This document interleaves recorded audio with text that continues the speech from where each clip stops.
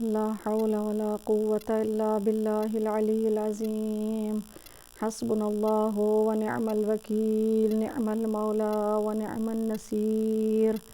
أعوذ بالله من الشيطان اللعين الرجيم. بسم الله الرحمن الرحيم.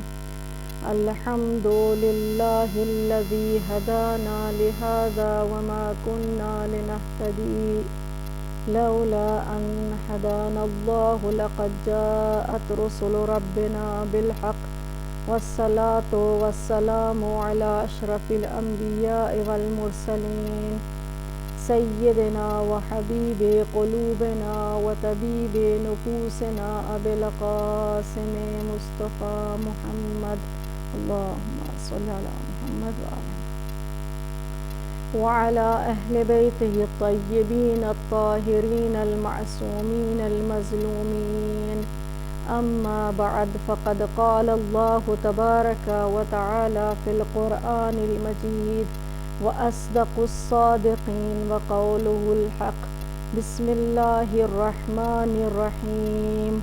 وما أصابك من مصيبة فبما كسبت أيديكم ويعفو عن كثير. سامعین اکرام، مومنات گرامی، پروردگار عالم ارشاد فرماتا ہے: وما اصابکم من مصیبت، اور جو مصیبت تم تک پہنچتی ہے وہ تمہارے ہی ہاتھوں کے کمائے ہوئے اعمال کی وجہ سے ہے، اور وہ تو بہت کچھ معاف کر دیتا ہے۔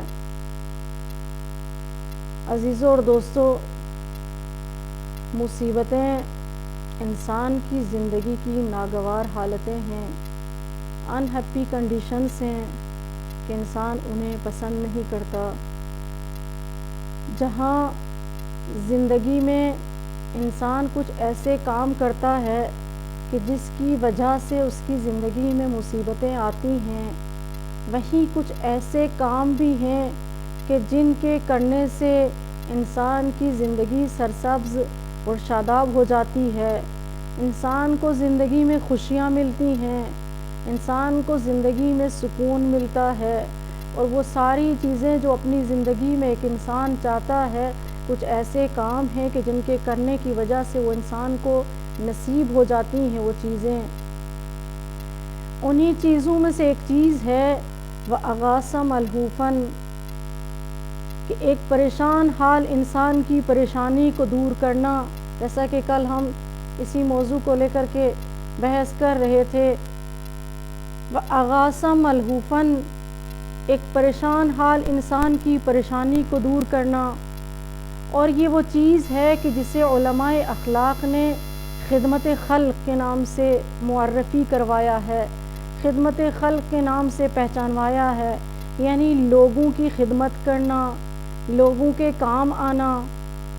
عزیزوں اور دوستو، یہ اتنا مبارک کام ہے، یہ اتنا عظیم کام ہے خدمت خلق کرنا، کہ جس کی آرزو عیسیٰ نبی کرتے ہوئے نظر آ رہے ہیں۔ قرآن مجید اٹھا کر دیکھ لیجئے، قرآن مجید عیسیٰ کی زبانی نقل کرتے ہوئے نظر آ رہا ہے کہ جناب عیسیٰ اس طرح سے آرزو کر رہے ہیں: وَجَعَلَنِي مُبَارَكًا أَيْنَمَا كُنتُ، کہ خدایا مجھے مبارک قرار دے میں جہاں بھی رہوں، دنیا کے جس کونے میں بھی رہوں، جس کا ہمسایہ رہوں، جس کے ساتھ زندگی گزاروں۔ وَجَعَلَنِي مُبَارَكًا أَيْنَمَا كُنتُ، خدایا مجھے مبارک بنا دے۔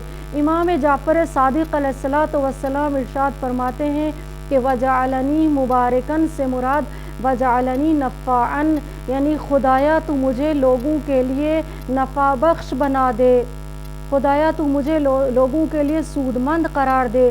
میں ایسا شخص ہوں کہ جہاں رہوں تو میرے پڑوسیوں کو مجھ سے فائدہ ہو، میرے ہمسائے میں رہنے والوں کو مجھ سے فائدہ ہو، سفر کروں تو اہل سفر کو مجھ سے فائدہ ہوں، گھر میں رہوں تو بیوی کے لیے فائدہ مند، بچوں کے لیے فائدہ مند، اگر بیوی ہے تو شوہر کے لیے فائدہ مند، اور اگر بہن ہے تو بھائی کے لیے نفع بخش، اور اگر بھائی ہے تو بہن کے لیے نفع بخش۔ اور اسی طرح سے رشتہ داروں کے لیے میں سودمند قرار پاؤں، جس کو جانتا ہوں اس کے لیے فائدہ مند اور جس کو نہیں جانتا اس کے لیے بھی میں فائدہ مند قرار پاؤں۔ یہ وہ آرزو ہے کہ جسے عیسیٰ علیہ السلام کرتے ہوئے نظر آ رہے ہیں۔ عزیزوں اور دوستوں، اس کا اتنا ثواب ہے کہ پیغمبر اسلام فرماتے ہیں کہ جو شخص اپنے مومن بھائی کی مدد کرتا ہے وہ ایسے کانا عبداللہ دہرن، جیسے اس نے پوری عمر اللہ کی عبادت کی ہو۔ اس کا فائدہ یہ ہے کہ جو شخص اپنے مومن بھائی کی مدد کرتا ہے ہم الآمنون فی القیامہ، قیامت کا وہ منظر، قیامت کی وہ جگہ، وہ مقام کہ جہاں ہر شخص ڈرا ہوا ہوگا، ہر شخص سہما ہوا ہوگا، ہر شخص خوف میں مبتلا ہوگا اور پریشانی اتنی ہوگی کہ مائیں بچوں کو چھوڑ دیں گی اور ہر شخص اپنے رشتہ داروں کو پہچاننے سے انکار کر دے گا، ماں بچے کو نہیں پہچانے گی، بچہ ماں باپ کو نہیں پہچانے گا۔ جہاں ایسی کنڈیشن ہوگی اور وہ شخص جو دنیا میں اپنے مومن بھائی کی مدد کرتا رہا ہے تو وہاں پر امن و امان میں ہوگا، ایک سکون محسوس کرے گا۔ عزیزوں اور دوستوں، دیکھنا یہ ہے کہ اس کی اہمیت کتنی ہے، اس کی اہمیت کا اندازہ اور ضرورت ہم کیسے لگا سکتے ہیں۔ ایک چیز آپ کی خدمت میں نقل کرتی چلوں، سفینۃ البحار میں نقل ہے کہ دیکھیے کتنی ضرورت ہے ایک مومن بندے کی خدمت کرنا، کتنی ضرورت ہے اس کی اور کتنی اہمیت ہے۔ نقل کرتا ہے ایک شخص کہ میں نے دیکھا کہ امیر المومنین ہیں، ظہر کا وقت ہے، گرمی کا زمانہ ہے، امیر المومنین علی بن ابی طالب علیہ السلام کوفے کی گلیوں میں ٹہل رہے ہیں۔ اس وقت ٹہل رہے ہیں جب ساری دنیا آرام کر رہی ہے، گرمی سے بچ کر لوگ گھروں میں پناہ لیے ہوئے ہیں، لیکن علی ہیں، خلیفہ وقت بھی ہیں، لیکن ٹہل رہے ہیں۔ یہ شخص کہتا ہے میں آگے بڑھا، میں نے پوچھا یا علی، گرمی کا زمانہ، ظہر کا وقت اور آپ یہاں کیوں ٹہل رہے ہیں؟ کہا ہے شخص میں اس لیے ٹہل رہا ہوں کہ میں محسوس کرتا ہوں کہ ممکن ہے کسی شخص کو کوئی مشکل پیش آ جائے اور اس کو مدد کی ضرورت ہو، میں اس کی مشکل کو حل کر سکوں، اغاث ملہوفاً، میں اس کی مدد کر سکوں، اس کی پریشانی میں اس کے کام آ سکوں۔ یہ شخص کہتا ہے ایسا ہی ہوا، میں نے دیکھا کہ دور سے ایک عورت چلی آ رہی ہے اور وہ بھی اپنے شوہر سے لڑ کر کے آئی ہوئی ہے۔ اب کیا ہوتا ہے، مولا کائنات اس کے ساتھ جاتے ہیں اور جا کر کے ان دونوں کے درمیان صلح کروا دیتے ہیں۔ تو ذرا توجہ کریں کہ علی جو مولا کائنات ہیں، امام المتقین ہیں اور گرمی کا زمانہ ہے، یعنی یہ خدمت خلق کا اتنا ثواب ہے کہ علی ہر چیز کو چھوڑ کر کے کوفے کی گلیوں میں ٹہل رہے ہیں کہ اگر کسی کو ضرورت ہو اور تو میں اس کی خدمت کر سکوں، اس کے کام آ سکوں۔ اب سوال یہ پیدا ہوتا ہے کہ بہت دفعہ ایسا بھی ہوتا ہے، ہم لوگ یہ سوچتے ہیں کہ کس کی خدمت کریں، کیسے خدمت کریں، کس کی خدمت کی جائے۔ عزیزوں اور دوستوں، قرآن اس سلسلے میں کہتا ہے وَأَمَّا السَّائِلَ فَلَا تَنْهَرْ، خدمت کس کی کرنی ہے یہ تو کوئی مسئلہ ہی نہیں، جو تمہارے در پر آ جائے، جس کو ضرورت پڑ جائے، جس کو جس چیز کی ضرورت پڑ جائے، اگر تم اس لائق سمجھتے ہو خود کو اور وہ خدمت کر سکتے ہو، اس کے اس وقت کام آ سکتے ہو تو کبھی نہیں ٹکرانا چاہیے۔ ہمیں حق نہیں ہے کہ ہم ڈھونڈے تجسس کریں یہ کیسا ہے، نمازی ہے کہ بے نمازی ہے، روزے رکھتا ہے کہ نہیں رکھتا ہے، یعنی ہمیں اس شخص کی سیرت میں، کردار میں تجسس کرنے کی ضرورت نہیں۔ وَأَمَّا السَّائِلَ فَلَا تَنْهَرْ، مطلقہ کہہ دیا، جو دروازے پہ آ گیا اگر تمہارے پاس کچھ دینے کو ہے تو ٹھکرانا نہیں چاہیے۔ اور یہ کام ہمارے بڑے بھی نہیں کرنے دیا کرتے تھے، مخصوصاً اگر شام کے ٹائم کوئی آ جاتا تھا تو ہمارے بڑے کہا کرتے تھے کہ جو کچھ بھی ہے اپنے گھر میں وہ اسے دے دیا جائے اور اسے خالی ہاتھ مت لوٹانا۔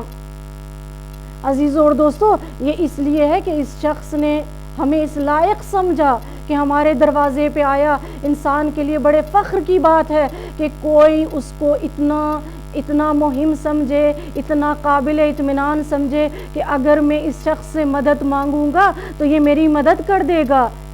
امام حسین علیہ السلام فرماتے ہیں کہ اگر کوئی تمہارے پاس اپنی ضرورت لے کر کے آتا ہے، یہ من انعام اللہ ہے، یہ اللہ کی نعمتوں میں سے ایک نعمت ہے کہ اس نے تمہیں اس لائق سمجھا، ورنہ وہ اللہ کی طرف سے سائل بن کر کسی اور دروازے پر بھی جا سکتا تھا۔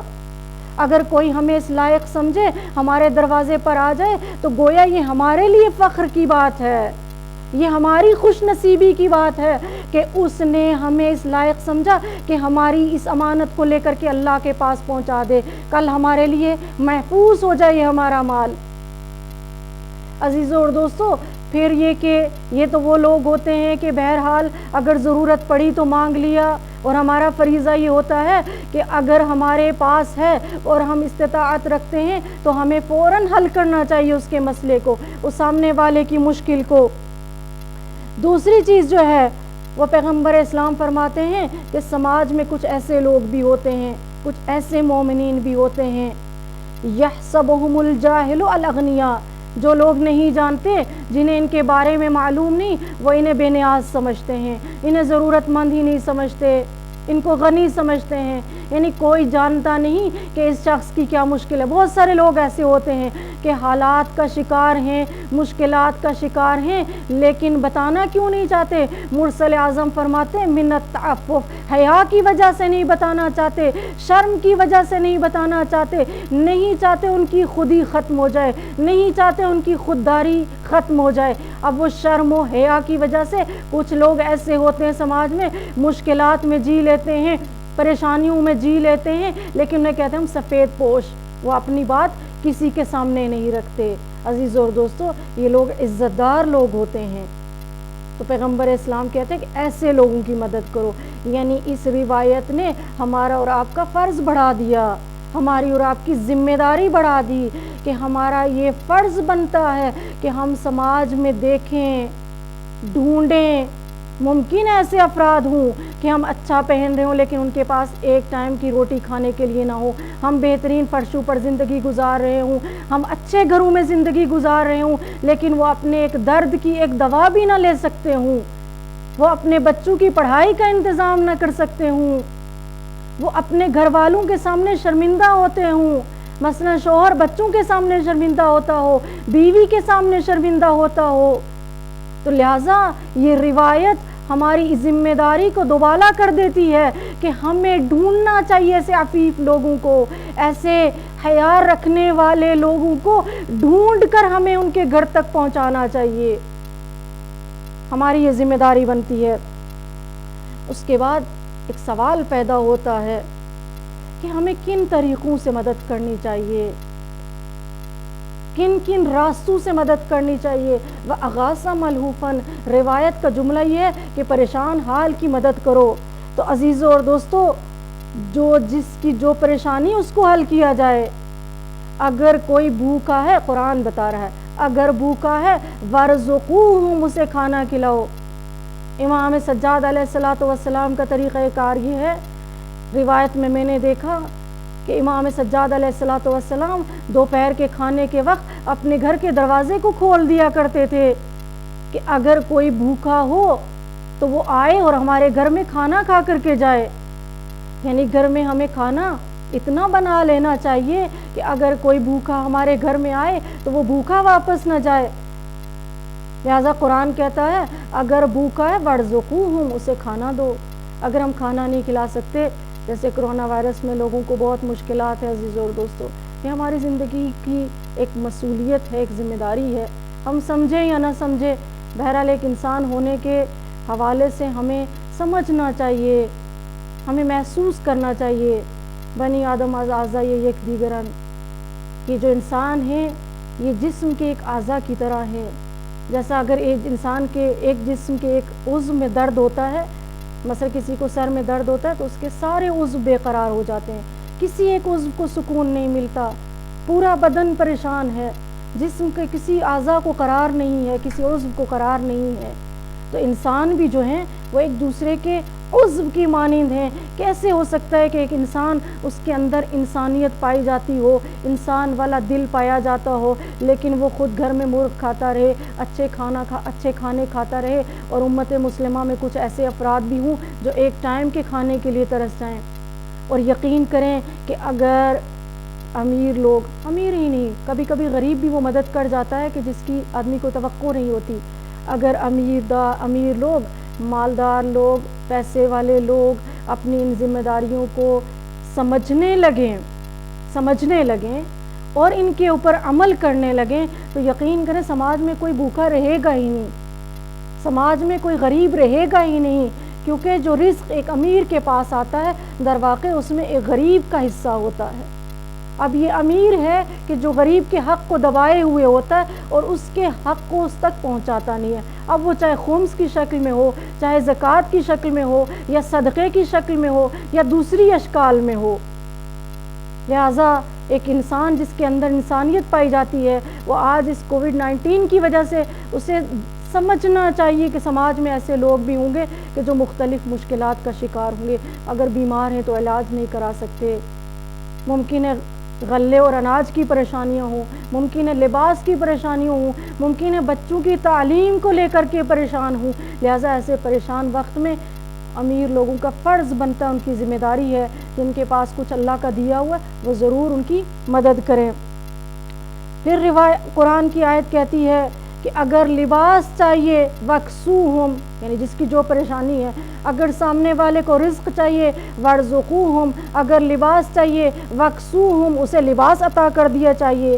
اور کہتا ہے اگر وقت چاہیے، کہا نا پریشان حال کی پریشانی کو دور کرنا ہے، اب یہ صرف مالی ہی نہیں ہوتی، اگر وقت چاہیے، دل میں درد ہے کسی کے، کوئی پریشان حال ہے، مصیبت میں مبتلا ہے، قرآن نے ایک بڑا ہی بہت ہی نازک جملہ قرآن کے اندر ہے، قولا معروفا، اس کے ساتھ معروف باتیں کرو، یعنی نیکی والی باتیں کرو۔ قولا معروفا سے یعنی اس وقت کی نزاکت کو پہچانتے ہو اس کے ساتھ گفتگو کرو۔ دل میں درد ہے، اکثر اور بیشتر دیکھنے میں آتا ہے کہ جب بعض لوگوں کی ایج زیادہ ہو جاتی ہے، عمر بڑھ جاتی ہے، تو ان کو کوئی ملتا نہیں کہ ان کے پاس بیٹھے، جوان گھبراتے ہیں ان کے پاس بیٹھتے ہوئے، کیونکہ بوڑھوں کے مزاج میں یہ ہوتا ہے کہ وہ نصیحت کرنے لگتے ہیں، وہ اپنے تجربے بتاتے ہیں، وہ اپنی زندگی کی بیتی ہوئی باتیں بتاتے ہیں، اور ان کو ان باتوں میں مزہ آتا نہیں، اور اکثر دیکھنے میں یہ آتا ہے کہ بوڑھوں کے دل میں ان کے درد باقی رہ جاتے ہیں اور وہ اکیلے بیٹھے رہتے ہیں، انہیں کوئی ملتا نہیں کہ جن کے ساتھ وہ بیٹھ کر باتیں کرے۔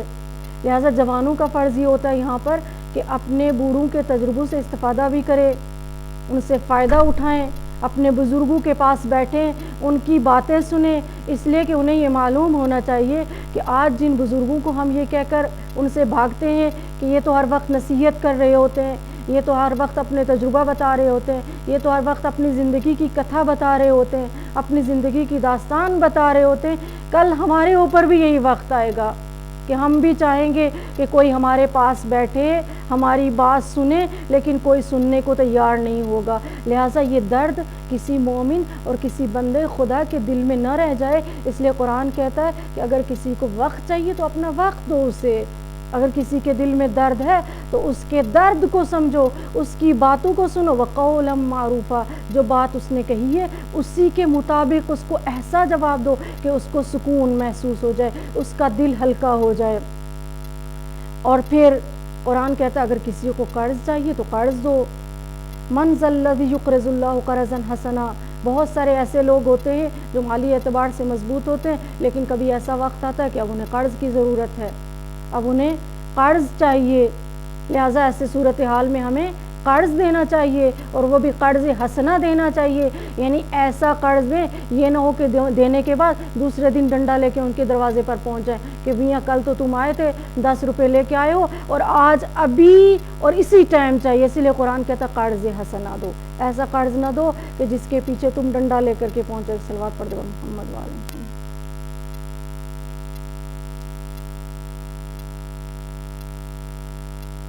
لہٰذا قرآن کی یہ کہ انسان کے اگر کسی کو جو بھی ضرورت ہے، جس کو جو بھی پریشانی ہے، ایک بندے مومن کو جس قسم کی جس مشکل سے وہ دوچار ہے اس کی اس مشکل کو حل کرنا چاہیے۔ خلاصتاً یہ ہے کہ قرآن کہتا فاستبقوا الخیرات ویسارعون فی الخیرات۔ عزیزو اور دوستو، یہ نیکی کے کام ہیں، یہ اچھائی کے کام ہیں۔ مومن وہ ہوتا ہے جو نیک کاموں میں آگے آگے بڑھتا ہے، سبقت حاصل کرتا ہے، وہ چاہتا ہے کہ اس نیک کام کو میں خود ہی انجام دے دوں۔ حشام عرض کہتا ہے کہ میں نے دیکھا کہ امام جعفر صادق علیہ الصلوۃ والسلام رات کی تاریکی میں کچھ اٹھائے ہوئے اپنے کندھے پر لیے جا رہے ہیں، اور میں نے دیکھا کہ ایک مرتبہ امام سے کچھ گر جاتا ہے، امام جھکتے ہیں، بسم اللہ کہہ کر اس چیز کو ڈھونڈنا شروع کرتے ہیں۔ میں نے آگے بڑھ کر کہا کہ مولا مدد کر دوں؟ امام نے کہا ہاں ڈھونڈ کر کے دے دو۔ اب میں نے ڈھونڈا تو کچھ وسائل تھے جو امام علیہ الصلوۃ والسلام غریبوں کی مدد کے لیے لے کر کے جا رہے تھے۔ تو میں نے کہا مولا یہ جو بوری آپ نے اپنے کندھے پر اٹھا رکھی ہے، لائیں اسے مجھے دے دیں، میں اٹھا کر کے لے چلتا ہوں۔ تو مولا نے کہا کہ انا اولا بہی منکا، میں تم سے زیادہ سزاوار ہوں کہ یہ کام انجام دوں۔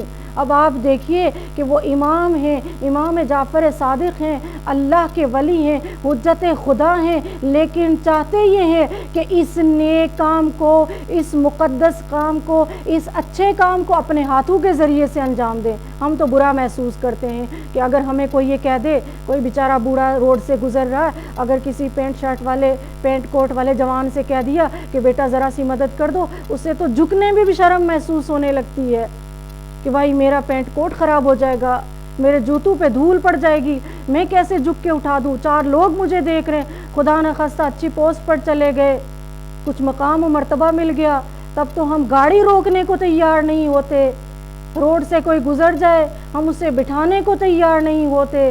امام صادق علیہ الصلوۃ والسلام ہے، میدان منی ہے ہمارے اور آپ کے لیے یہ روایت۔ امام علیہ الصلوۃ والسلام واعظ و نصیحت کر رہے ہیں، کہنے لگے کہ اے شیعت کیوں تم ہمارا خون دل جلاتے ہو، کیوں ہمارے جگر کو کباب کرتے ہو؟ تو ایک شخص اٹھا، کہنے لگا یابن رسول اللہ، ہم تو آپ کے شیعہ ہیں، ہم تو آپ کے چاہنے والے ہیں، ہم کیسے آپ کا دل جلا سکتے ہیں، ہم کیسے آپ کو تکلیف پہنچا سکتے ہیں؟ امام علیہ السلام نے کہا خود تم ہی ہو۔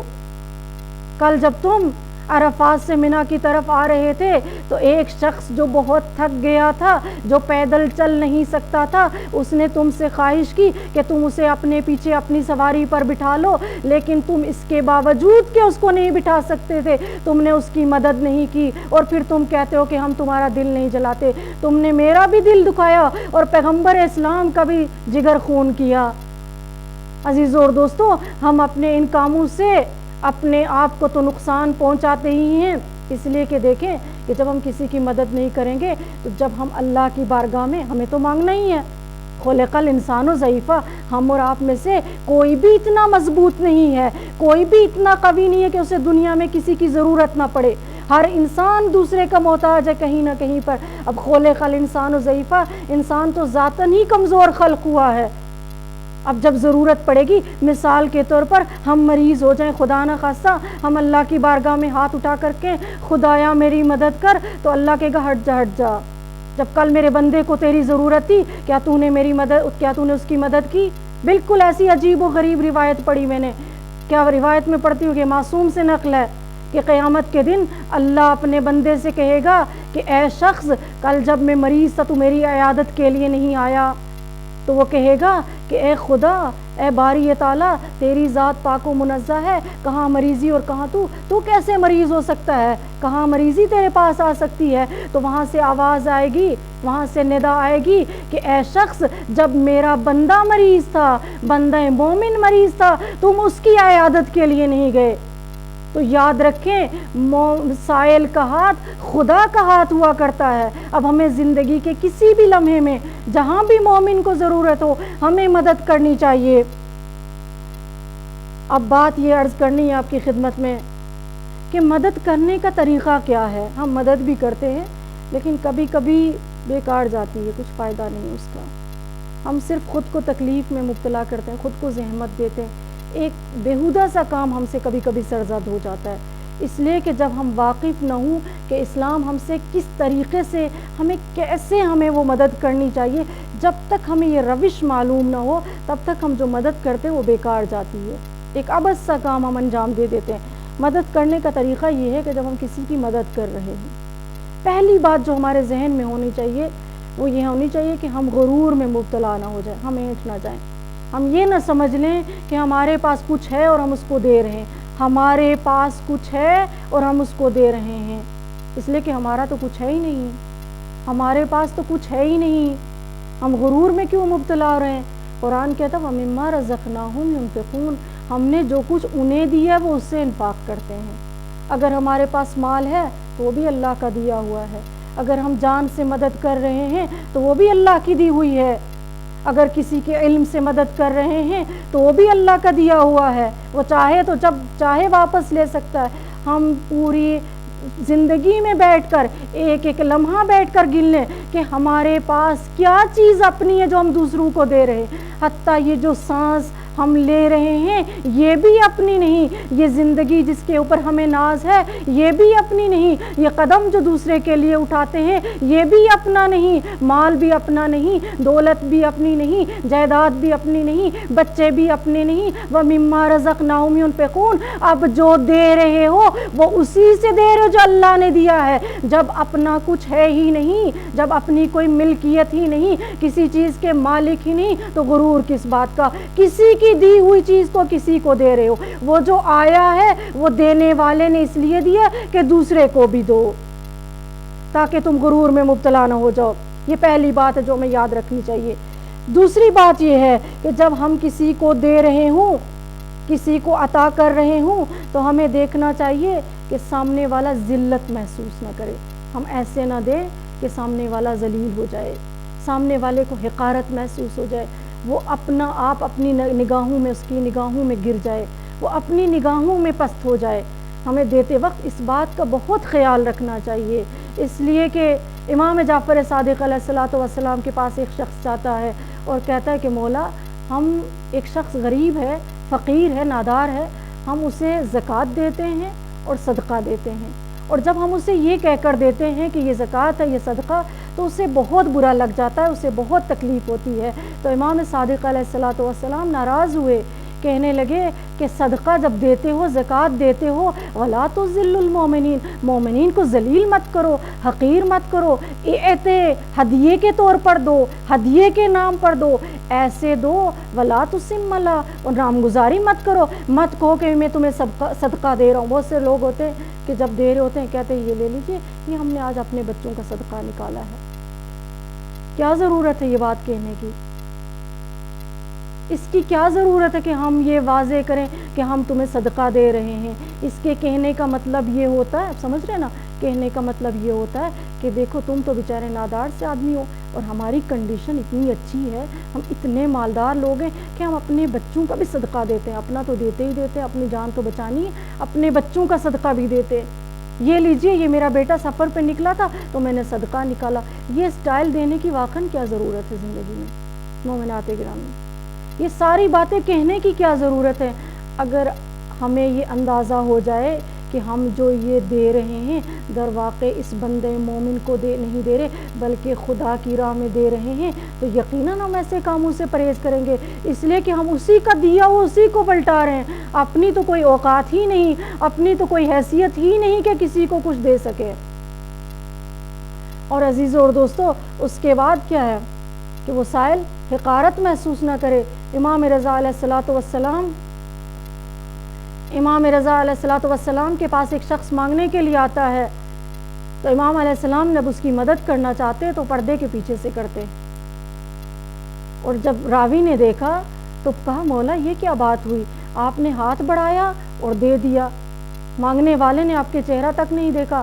کہا میں نہیں چاہتا تھا کہ اس کے چہرے پر شرمندگی دیکھوں، اگر ہم کسی کو دینا چاہتے تو ایسے دیں۔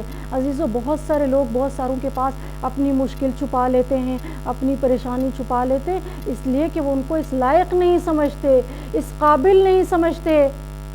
انہیں پتہ ہے کہ وہ جو چیز عطا کریں گے وہ اتنا ذلیل طریقے سے عطا کریں گے کہ اس کا مزہ ہی ختم ہو جائے گا۔ اور ایک بہت مہم بات دینے میں کہ ہم دے تو دیں، وَلَا تُبْطِلُوا صَدَقَاتِكُمْ بِالْمَنِّ وَالْأَذَىٰ، اب جو دے دیا، اگر قرض دے دیا، صدقہ دے دیا، پورے محلے میں جہاں صبح نکلے وہاں ہر چولہے کے پاس بیٹھ کے نہ بتایا جائے کہ ہم نے کل فلاں آدمی کی مدد کی، بیچارہ بڑا ہی نادار تھا، بڑا ہی اس کی حالت خراب تھی، وہ میرے پاس آیا اور میں نے اس کی مدد کر دی۔ کیا ضرورت ہے پورے محلے میں گھوم کر پھر کے بتانے کی کہ ہم نے فلاں شخص کی مدد کی؟ اب اس کا مطلب پتہ ہے، سمجھتے ہیں آپ لوگ کیا ہوتا ہے؟ اس کا مطلب یہ ہے کہ اس شخص میں قابلیت نہیں تھی، اس کے اندر وہ ظرف نہیں پایا جاتا کہ یہ نیکی کر کے اس کو ہضم کر سکے۔ اب اپنا اتنا کمزور انسان ہے کہ اگر کسی کو 4 روپے بھی دے دیتا ہے، جب تک یہ کسی کو بتا نہ دے تب تک اسے ہضم نہیں ہوتا۔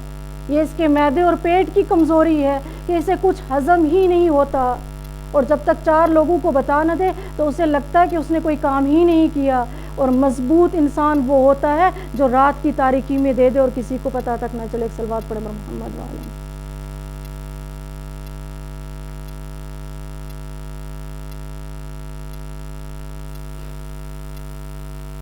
معذرت، آج نیٹ میں بار بار کچھ مشکل پیش آ رہی ہے، لہٰذا اس کے لیے آپ لوگوں سے عذر خواہ ہیں۔ لگتا ہے نیٹ نے بھی سن لیا کہ ہم لوگ خدمت خلق کے موضوع پر گفتگو کر رہے ہیں، اور چونکہ شاید نہ چاہ رہا ہو کہ کسی کی خدمت ہو جائے۔ ایک صلوات پڑھیں پر محمد وآل محمد۔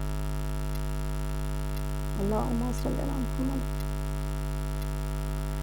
عزیزو اور دوستو، خدمت کرنے کا طریقہ یہ ہے ایک مومن کی کہ جب اسے کچھ دیا جائے تو اسے شرمندگی محسوس نہ ہو، اور یہ وہ چیز ہے کہ جو ہم اہل بیت اطہار علیہ الصلوۃ والسلام سے سیکھتے ہیں کہ یہ وہ ہستیاں ہیں جو رات کی تاریکی میں جاتی ہیں اور لوگوں کے گھروں پر وسائل پہنچاتی ہیں، غذا فراہم کرتی ہیں، ان کی ضرورتوں کو پورا کرتی ہیں، اور یہ وہ ہستیاں ہیں دینے والے کو تو پتہ ہے کون دے رہا ہے، لیکن لینے والے کو تب پتہ چلتا تھا جب یہ ہستیاں اس دنیا سے گزر جاتی تھی۔ آپ نے جناب فاطمہ الزہرا کو دیکھا، ان کے کردار کو دیکھا کہ 3 دن بھوکے پیاسے رہے یہ خاندان اہل بیت عطرت طہارت، روزہ رکھا ہے لیکن 3 دن بھوکے رہتے ہیں، لیکن جو سائل دروازے پہ آیا اسے ٹھکرایا نہیں۔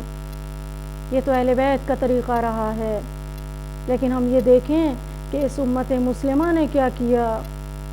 وہ تو برداشت نہ کرتے تھے کہ کوئی بھوکا رہ جائے، انہیں تو برداشت نہیں تھا کوئی پیاسا رہ جائے۔ امام علی علیہ السلام خود جو کی سوکھی روٹی کھاتے تھے اور غریبوں اور مسکینوں کے لیے رات کی تاریکی میں کھانا پہنچایا کرتے تھے، لیکن اللہ رے اللہ، اس امت مسلمہ نے کیا کیا؟ علی کے لال کو 3 دن بھوکا پیاسا رکھا۔ عزیزو اور دوستو، علی علیہ السلام جناب فاطمہ الزہرا کی شہادت کے بعد ابن عقیل کے پاس جاتے ہیں، کہتے ہیں عقیل، میں ایک ایسے خاندان سے شادی کرنا چاہتا ہوں، ایسے شجاع خاندان میں شادی کرنا چاہتا ہوں کہ جو اولادیں میرے یہاں ہوں وہ میرے حسین کے کام آ سکے کربلا میں۔ علی کو حسین کے فدیے کی فکر ہے، یہی وجہ ہے، اسی لیے جب عاشور کی رات آئی تو زہیر ابن قین عباس کے پاس جاتے ہیں اور کہتے ہیں عباس مجھے آپ سے کچھ باتیں کرنا ہے، اے عباس میں آپ سے کچھ کہنا چاہتا ہوں، اے عباس در حقیقت میں آپ سے یہ کہنا چاہتا ہوں کہ کل وہ وقت ہے کہ جس کے لیے آپ کو آپ کے بابا نے مہیا کیا تھا۔ اے مولا آقا، آپ کو تو معلوم ہی ہے نا کہ جناب امام علی نے جناب عقیل سے کیا کہا تھا۔ اللہ اکبر، یہ سننا تھا۔ ایک مرتبہ جناب عباس کو جلال آ گیا، ارے علی کے شیر نے انگڑائی لی، رکابیں ٹوٹ گئیں، آستین الٹ گئی، کہا تشجعنی فی مثل ھذا اليوم، اے زہیر تم مجھے داد شجاعت دیتے ہو، تم مجھے جوش دلا رہے ہو۔ اے زہیر ابن قین، یہ آج کی رات، یہ عاشور کی رات درمیان میں ہے، کل صبح عاشور تو ہونے دو، عاشور تو ہونے دو، پھر دیکھنا فاتح خیبر کا لال کیسے لڑتا ہے۔ عزیزو اور دوستو، رات تک یہ جذبہ شہادت، یہ جہاد کا شوق، جب وہ وقت شہادت آیا، ایک مرتبہ عباس حسین کے حضور میں جاتے ہیں، سر جھکا کر کھڑے ہیں، مولا اجازت دے دیجئے، مولا سب قربان ہو چکے، مولا میں بھی قتل گاہ کی طرف جانا چاہتا ہوں۔ ارے حسین آگے بڑھے، کہا بھیا کیسے اجازت دے دوں، ذرا دیکھو تو بچے پیاسے ہیں۔ ارے عباس نے اصرار کیا، کہا مولا اجازت دے دیجئے، میدان میں جانا چاہتا ہوں، اے مولا اجازت دیجئے، اب کب تک دشمن کے طعنے برداشت کروں، کب تک دشمن کی باتیں سنوں۔ ارے ایک مرتبہ حسین عجیب فقرہ ارشاد فرماتے ہیں، اے بھیا کیسے اجازت دوں، انت حامل لوائی، اے عباس تم میرے لشکر کے علمدار ہو۔ اے عباس، جب لشکر کا سردار مارا جاتا ہے تو اس لشکر کے حوصلے پست ہو جاتے ہیں۔ عزیزو اور دوستو، ایک بار عباس نے دائیں جانب دیکھا، پھر پلٹ کر بائیں جانب دیکھا، دیکھا، کہا اے آقا، اے مولا حسین، وہ لشکر کہاں؟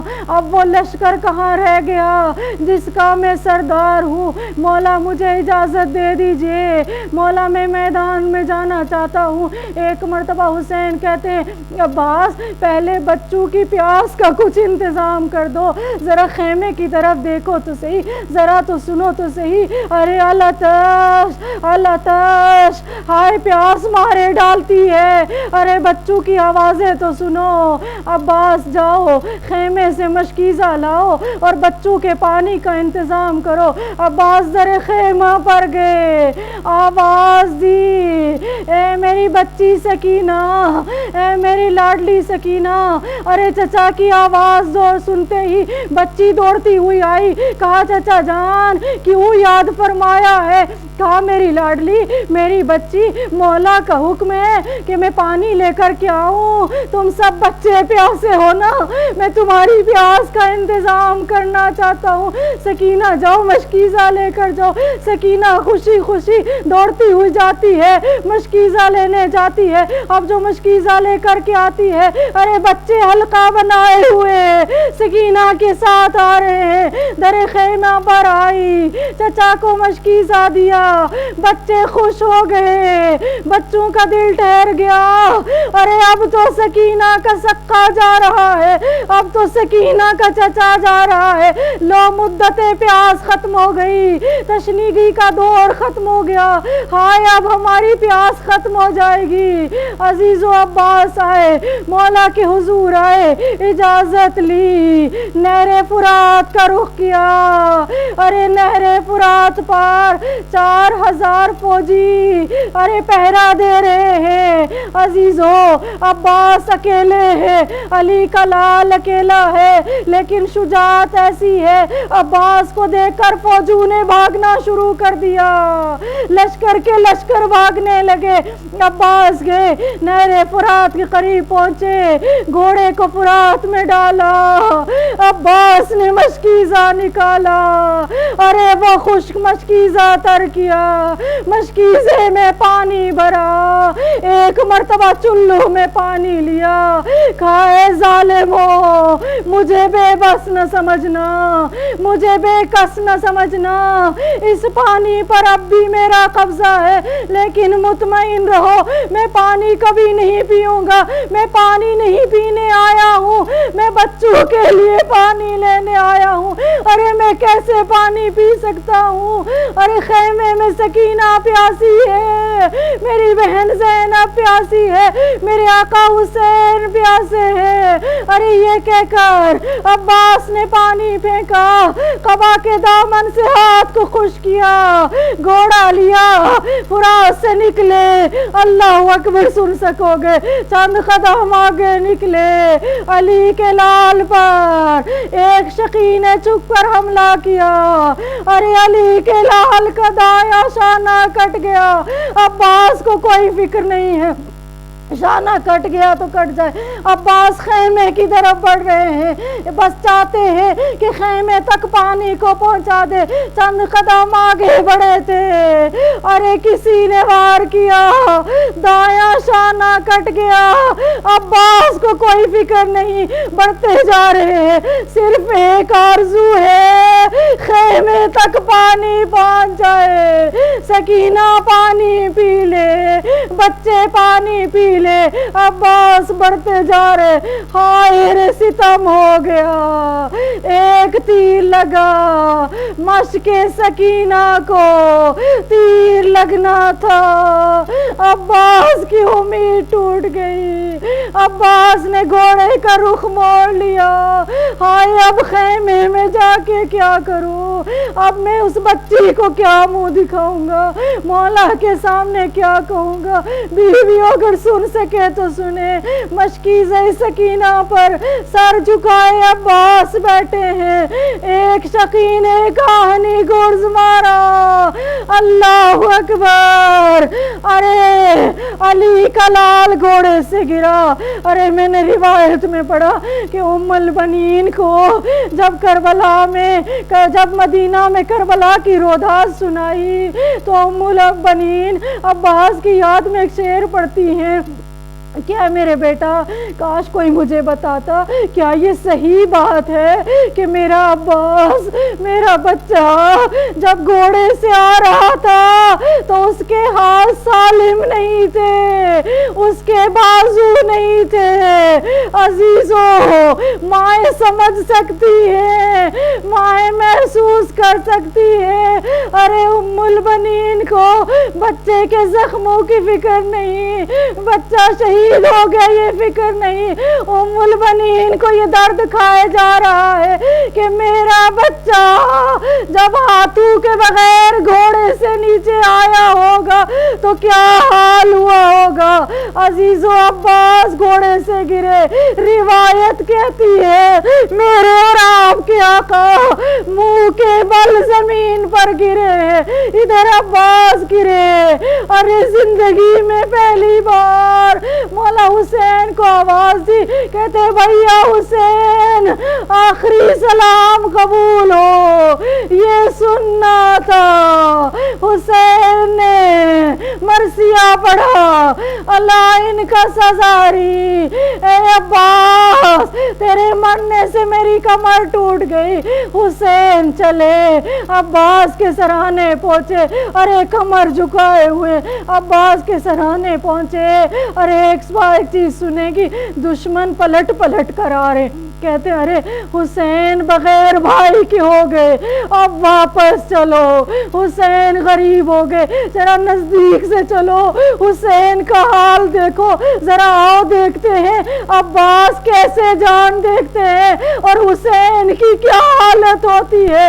عزیزوں اور دوستو، اب حسین آتے ہیں، عباس کا سر زانوں پر رکھنا چاہتے ہیں، عباس سر کو ہٹا لیتے ہیں، پھر رکھنا چاہتے ہیں، پھر سر کو ہٹا لیتے ہیں۔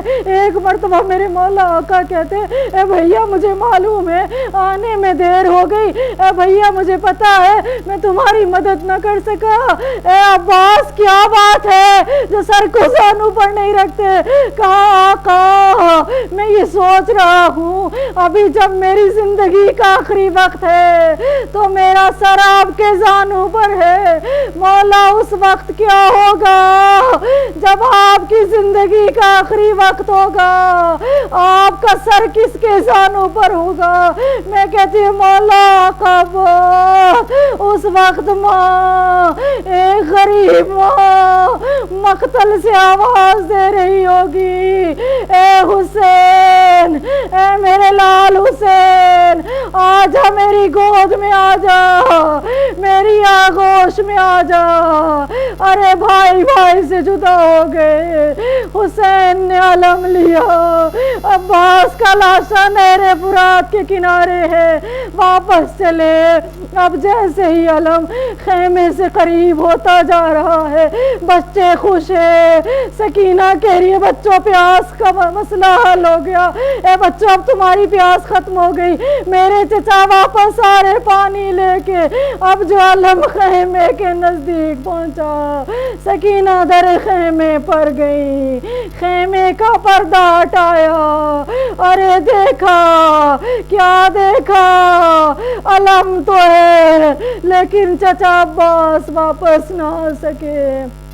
الا لعنت اللہ علی القوم الظالمین، سیعلم الذین ظلموا ای منقلب ینقلبون۔